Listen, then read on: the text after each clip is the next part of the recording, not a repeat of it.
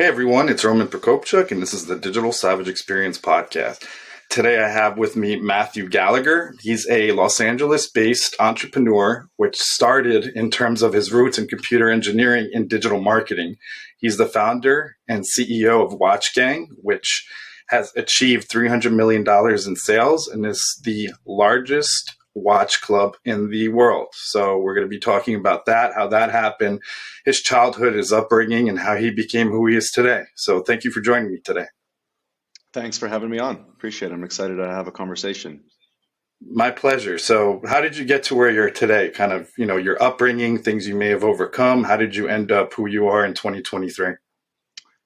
Well, grew up very poor. I lived in a trailer park when I was first born.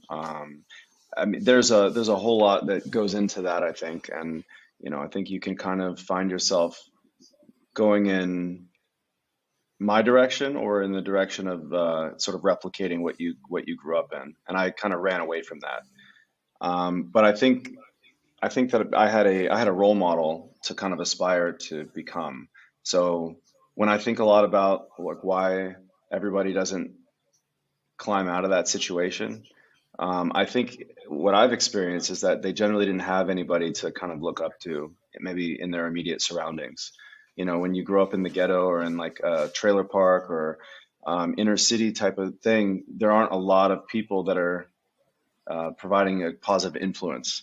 And I had my uncle, and so my dad's brother was a big influence on me. And he gave me my first computer. I had like this old crappy IBM ThinkPad laptop that he was going to throw away, and he gave it to me when I was 12. And I was in like a Walmart, and I saw a Net Zero internet CD. I don't even know if they were everywhere or just in the Midwest, but essentially you'd get free internet if you had a phone line, as long as you let ads get plastered all over your screen. And so, yeah, that was my kind of first entry into the internet, and I was obsessed. I figured it out pretty quickly. My dad didn't get it. He was like, "Why aren't you outside playing baseball?" And I was like, "Hey, Dad, this is gonna make me rich one day." And he just kind of laughed. He's like, "Okay, buy me a boat."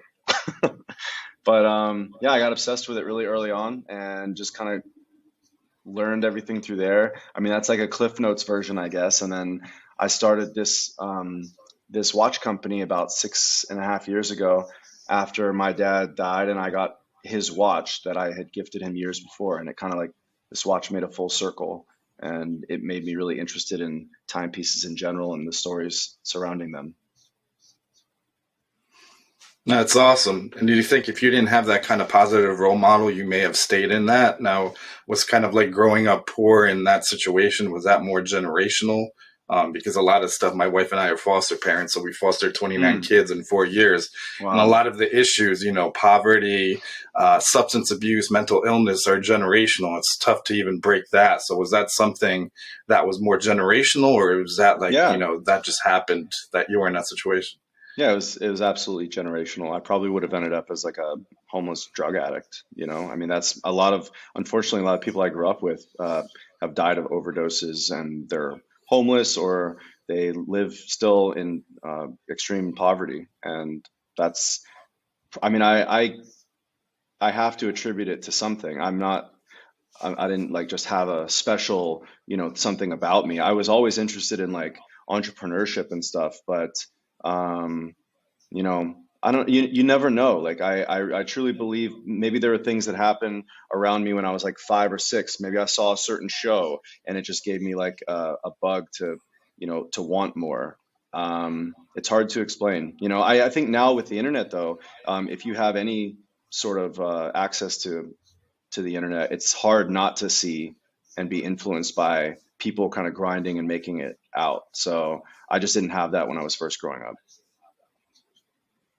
Yeah, I agree. It's also somewhat of a cheat code. So now you go on YouTube and you can kind of reverse engineer anything you want to learn. Oh You yeah. don't necessarily have an excuse. I mean, reoccurring themes, I often, explore things like, let's say there's two siblings. One stayed in that generational kind of, mindset and using it as a crutch. I'm in drugs, alcoholism. I'm now in prison because of my upbringing, because of my family, and the other one used it as, fire to drive you. So it's Exactly. really interesting how people can make a turn into the right direction and wrong direction, and what factors play into that as well. So how did you kind of end up in LA? Obviously you said you were, in the Midwest. How did you end up in LA? I wanted to be an actor. I when I was in Ohio, and I just got I remember when I was a kid, I don't know, I just remember loving movies and shows, and I wanted to be part of that. And as I grew up, I really kind of chased that. I had an agent in Ohio. I did like some indie films and regional commercials and stuff, and then some agent in LA offered to rep me, so I moved out here. And then I was doing all right, actually. I was in Normandy filming a movie when I got the call about my dad dying, and it kind of threw everything into perspective for me, and I just stopped caring about it. I think that I just wanted to be famous and didn't actually care much about acting, and so then I felt that was really like a vapid aspiration to have. And then I started doing the company, and I just liked that a lot more. And I stayed in LA. Nice. Yeah. I mean, oftentimes trauma or loss causes you to reevaluate where you are in life and what you're doing and what's truly important. I mean, I haven't had a good relationship with my father. I haven't spoken to him in over a decade, but both of my grandparents passed away fairly recently. And it's one of those things you kind of think about life, how short it is. Are you really doing what you're, doing to be happy?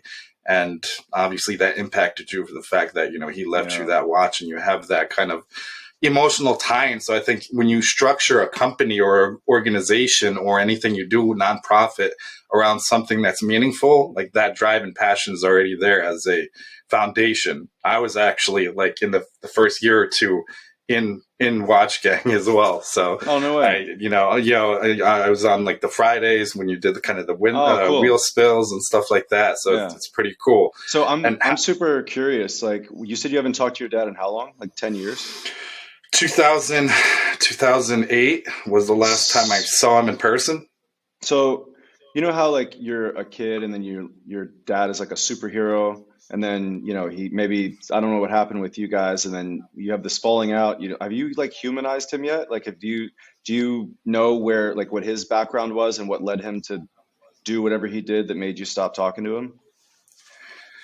Yeah, I mean, it was kind of domestic abuse, and I saw it, different things of that nature. Infidelity in terms of the relationship with my mom, and Yeah. I think when I got to a certain point, I said I don't want to be like that, like changing that trajectory. Now, fostering 29 kids. That started with my wife and I experienced six miscarriages in 3 years, Wow. and this whole journey. So me personally, I forgave him, but it was one of those things. As a reflection, it showed me who I didn't want to be. So Yeah. seeing that trauma, that abuse, that domestic abuse, it showed me like this is the experience I have. This is how it's making me feel. I don't want another child in the future. I don't want to make somebody else feel like that, or pass that on. So, Yeah. Yeah. but yeah, starting the business. You started the business. What made you decide to kind of start a subscription based kind of watch club? Is that something like you thought was the best option for people to attain, like kind of like the value that you got of that watch from your dad? Or did you explore kind of different business models, or how was that kind of like decision to start it? I mean, I had started dozens of random small companies since I was a teenager.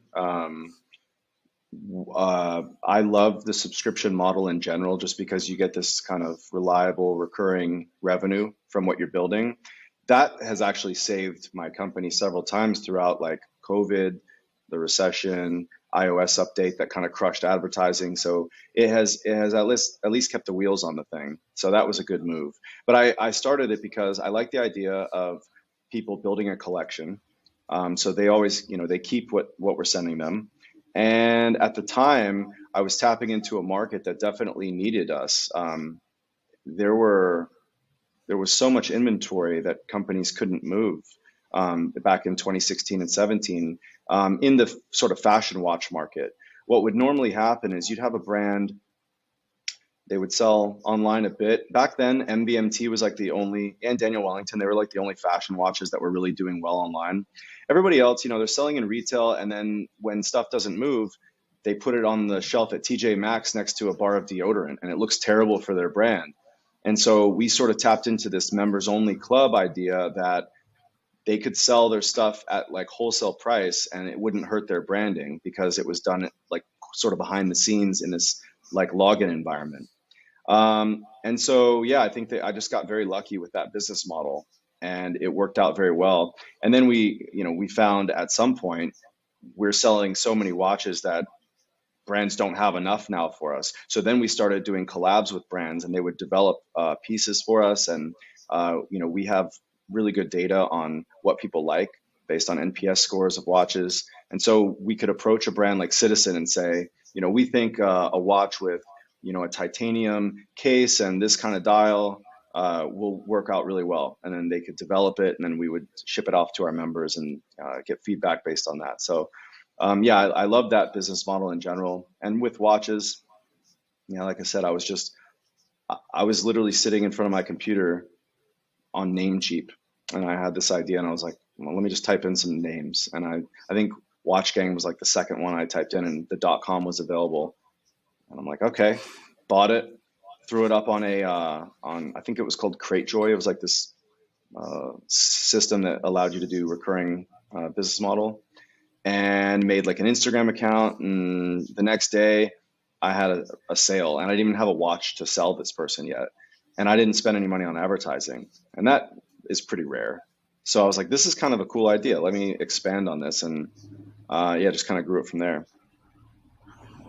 Yeah, a lot of people are hesitant to kind of make the perfect business, but they don't know if kind of a market will want that. And it's actually, like you said, it was smart because once that extra inventory, if a watch brand sells it to, like you said, somebody like Walmart, it kind of devalues the brand if they want to be viewed a certain way. You know what I mean? Just Yeah. to kind of get that inventory out of there. And it kind of makes sense to also possibly expose that brand to an already established, a caring community that are into what they're, selling. So Yeah. it makes a lot of sense in terms of kind of a structure. So starting it at that point, what were kind of like the hurdles, getting to 1 million, getting to 10, and then to 300 million? What are some of the things that you had to kind of overcome? Obviously, you mentioned, a lot of companies suffered through the lockdowns and, people being out of work, stuff like that during that time. But what are some of kind of the obstacles you overcome in terms of growth?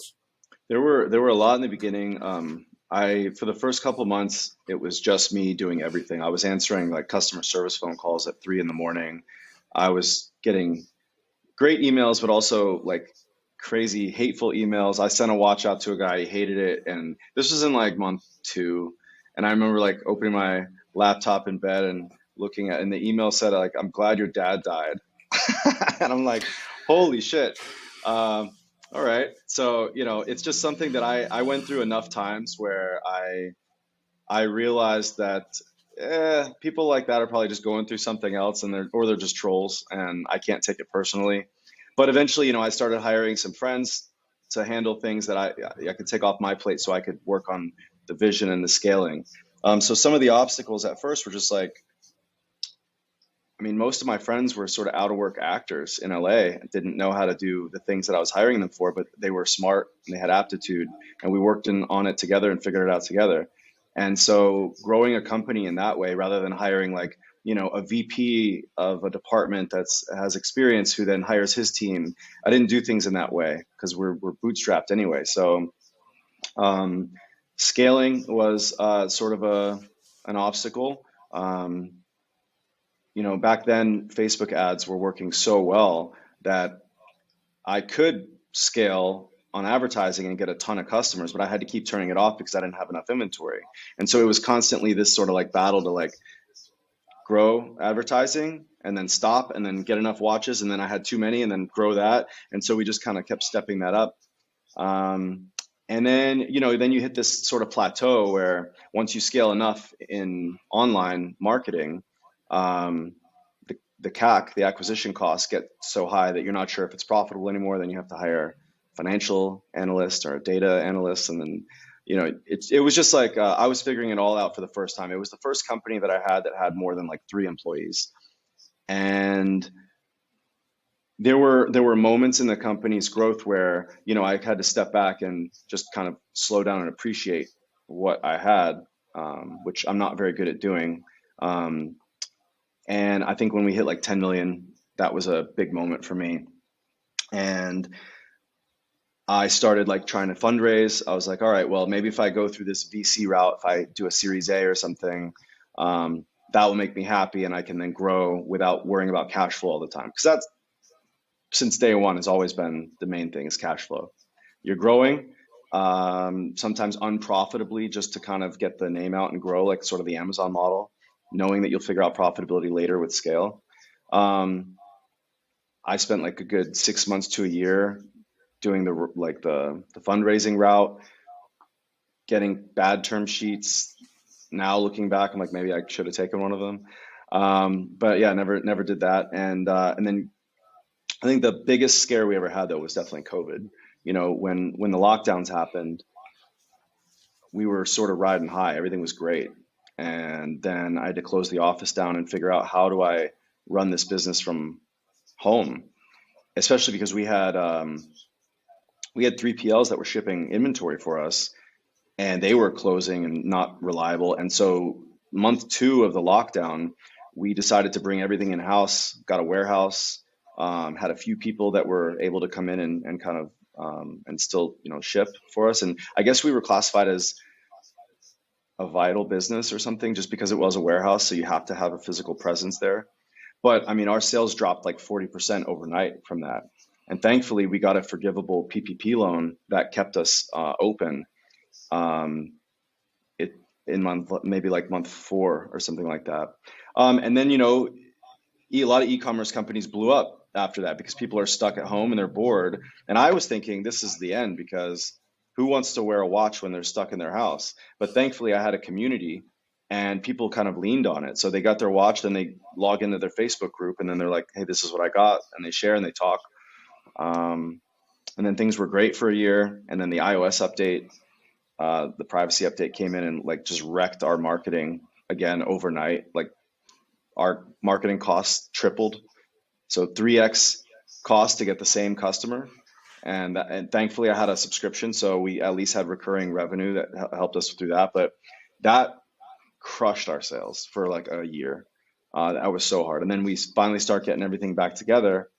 And then this weird recession, Russian war, $7, $8 gas prices happen, and then going back again. So it's just this constant wave, and we're just, sometimes we're surfing, sometimes we're drowning, and we're just kind of figuring it out still.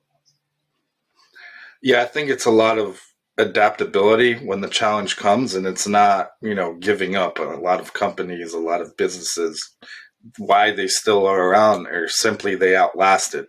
So Yeah. because, their competitors kind of, I don't necessarily say crumbled, but, hit adversity and said, this is not worth the battle. I'm just gonna, part ways with this. Yep. Or it's like, let's figure it out. I mean, there's always going to be something, like you said, everything is a wave, life is a wave. You're having, good things happen, align business wise, personal wise, but in the back of your mind, that's not going to last. Bad times don't last.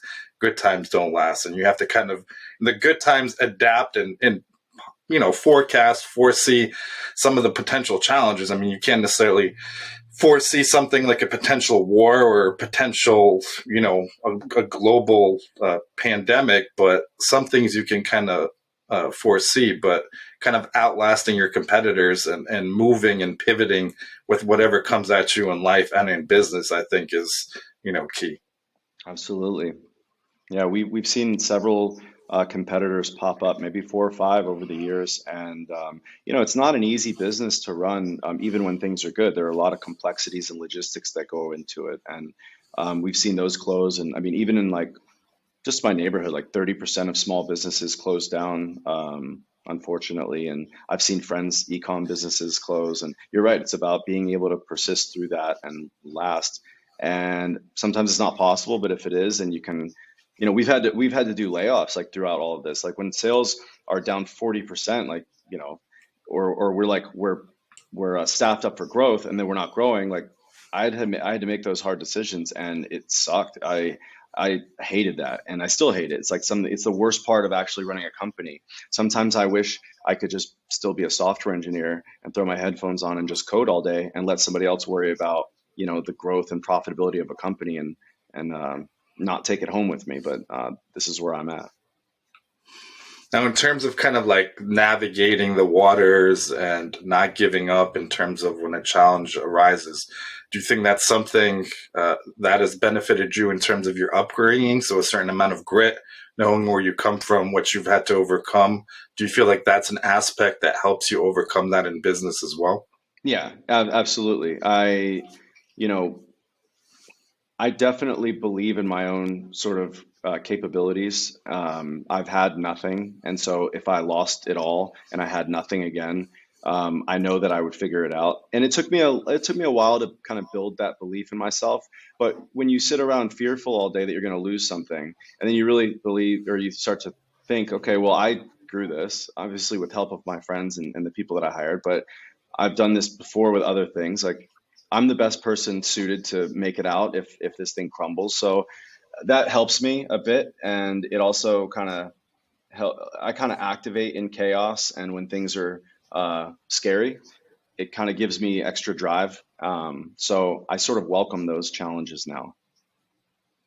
Yeah, I feel some people are bad under pressure, and some people, when they put that pressure on themselves, they operate at a higher level. So, like, kind of working under pressure. I mean, in school and other areas of my life, I see myself kind of like, maybe procrastinating, but procrastinating and then still in the last minute producing something because it's either you fail or you have the capability of doing this great thing. So I mean, I don't necessarily know if that's the best example of comparing procrastination with kind of like grit and overcoming challenges, Yeah, but I feel like when you're put under pressure, you either make it or you don't. A lot of yeah, people, me coming from Eastern Europe, I immigrated to the US when I was 5, and we were on welfare and food stamps for a few months before my parents and grandparents got on their feet.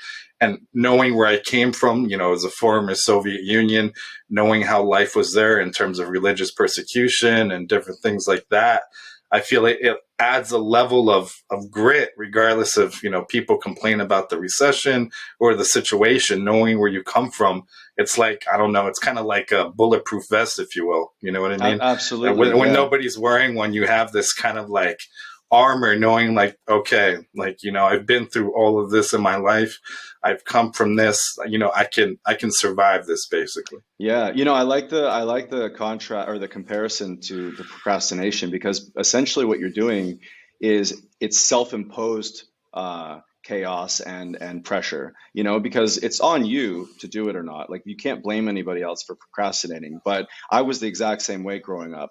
I remember having school projects that I would have like 6 weeks to prepare for, and I'm starting it the morning that it's due and finishing it in the bathroom before my class starts, and I think that I still do some of those things in a way because that's where I sort of thrive, and it's kind of self-inflicted, but if it works, it works. I wonder, like, because of where you immigrated from, and because of obviously the culture that you have with your family, you it does give you an edge, right? And my edge, obviously, I'm American, so my edge comes from growing up in poverty and having, like, I mean, my dad was also similar to yours. That gives me some sort of grit and an edge. And I see people as like so soft when they don't have anything like that. You must feel the same way. Yeah, I mean, it's just like I have a grin sometimes on my face if I'm in like a store or if I'm like a Dunkin' or a Starbucks.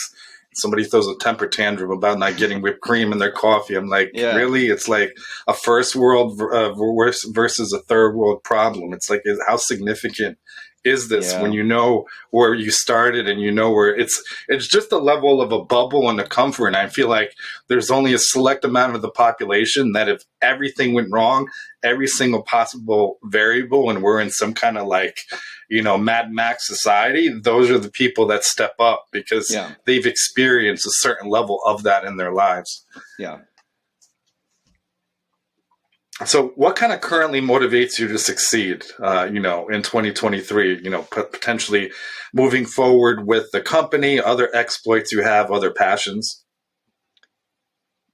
Because what else am I gonna do? Like I literally, I just I get bored pretty easily when things aren't kind of crazy. So when it's a little too stable, I'm uncomfortable and I try to shake things up. And I always have my hands in other things as well, just because I have a hard time sitting still. And when things are good, I think about, well, how do I change it or make it better or bigger? And so success to me looks maybe different than it does for most people. I don't think I'm ever going to retire. I don't see how that will ever make me happy. And sometimes I'm sort of, I don't know, not sad about it, but I wonder what it would be like if I could just enjoy stillness, but it's just not how I'm wired, I guess. So financial success is obviously a big thing, but I see it more as like a game now where, I just want to keep uh, making new things and selling them or earning more in that way, and then using that to do something else. The one consistent that I have is some level of philanthropy. I've been doing that in my company from the beginning. Always, well, mostly always trying to benefit kids in some way, probably because of my background. And so I know that long term, what I want to do is work on something that influences and helps children in situations that I grew up in. So one day I'll work on that maybe full time. Right now I've got my toe in that water right now, and I'm slowly building it while I still work on my company. Yeah, I think, I say a lot, and it's a reoccurring theme. Complacency is the death of innovation, and basically comfort kills. So when Yeah. you get to a plateau area, a certain level of success, you sell a company. Some people just take their foot off the brake, and that's fine. Um, get a beach house or some kind of island situation and disappear. But it's like if you're not constantly challenging yourself, I feel personally, you truly can't be great or like the maximum level of what you can become. And if you don't have a certain level of adversity, I don't think you can be great without adversity. Basically, like nobody becomes a great sailor if they just hang out in the harbor, their ship. You have to be tested by Yeah. storms and My things of that nature. So my favorite saying is calm seas make for shitty sailors.